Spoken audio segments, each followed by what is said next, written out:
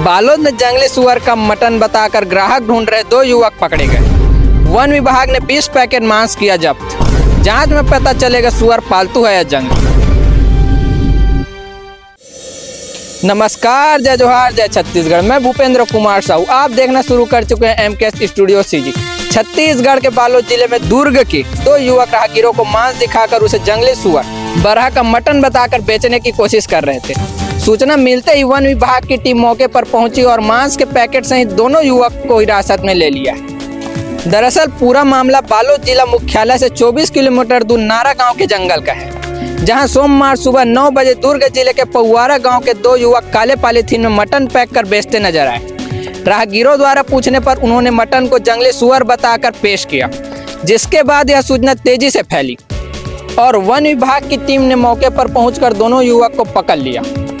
दुर्ग से बाइक में मटन लेकर पहुंचे थे बालोद। पूछताछ में पता चला कि दोनों युवक दुर्ग जिले के पौवारा गांव से मटन का 1-1 किलो का पैकेट बनाकर बाइक से निकले थे और नारा गांव क्षेत्र में ग्राहक तलाश रहे थे। युवक की संदिग्ध गतिविधियां देखकर राहगीरों और ग्रामीणों ने तुरंत वन विभाग को सूचना दी, जिसके बाद टीम ने मौके पर पहुंचकर कार्यवाही की। मांस की जांच के लिए भेजा जाएगा जबलपुर।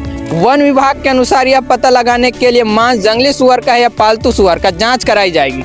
इसके लिए पशु चिकित्सालय विभाग को टीम मौके पर बुलाकर मांस के सैंपल एकत्र किए गए हैं, जिन्हें जबलपुर लैब भेजा जाएगा।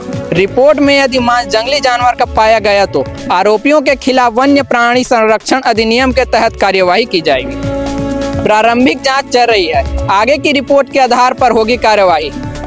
इस मामले को लेकर एमके स्टूडियो सीजी ने वन विभाग के एसडीओ डिम्पी बैस और गुरु क्षेत्र के रेंजर हेमलता उइके से बातचीत की।